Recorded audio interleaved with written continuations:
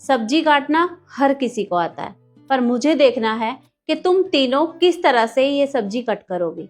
तुम्हें इस आलू को अच्छे से छीलना है, उसके बाद में कट करना है, और जो जितना जल्दी जितनी सफाई से करेगा वो जीत जाएगा। तो तुम तीनों तैयार हो? जी मम्मी जी। तो ठीक है, शुरू हो जाओ।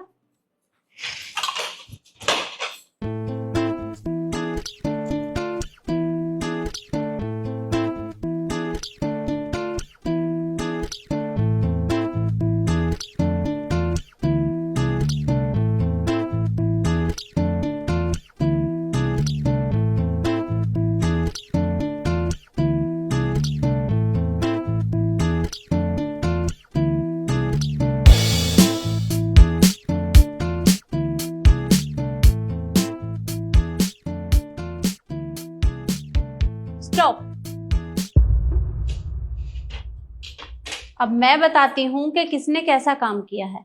शिखा बेटा, जरा प्लेट की तरफ देखो और मुझे बताओ, ना तो छिलकों का पता है ना ही आलू का पता है, ये क्या किया तुमने? मम्मी जी क्या करूं मैं, आप ही बताओ। आपने मुझे ये पिलर दे दिया है, अब इससे तो ऐसे ही छिलूंगी ना मैं, इसमें मेरी कोई गलती नहीं है। तो पिलर तो तुम अपनी मर्जी से लाई हो ना, मैंने तुम्हें नहीं दिया, और तुम सारी कमी पिलर में निकाल रही हो। पिलर से तो बल्कि बहुत अच्छे आलू छिलते हैं। और रिद्धि, अब तुम मुझे ये बात बताओ कि हमारे घर में आलू की छिलके वाली सब्जी कौन खाता है?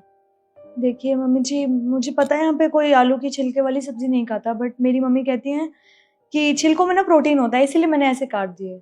वो तो मुझे भी पता है कि छिलकों में प्रोटीन होता है, पर हमारे घर में तो कोई नहीं खाता ना। इवन हमारे घर का बच्चा तक ये सब्जी नहीं खाता।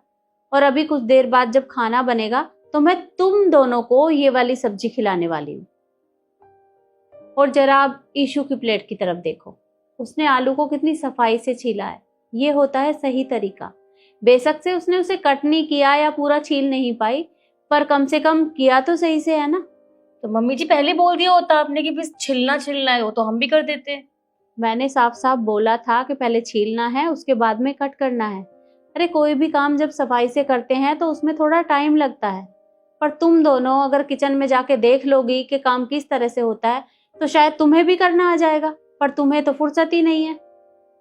कोई बात नहीं, तुम्हारी ये परीक्षा पूरी हुई, और तीसरी परीक्षा के लिए मैं थोड़ी देर बाद तुमसे मिलूंगी। जी।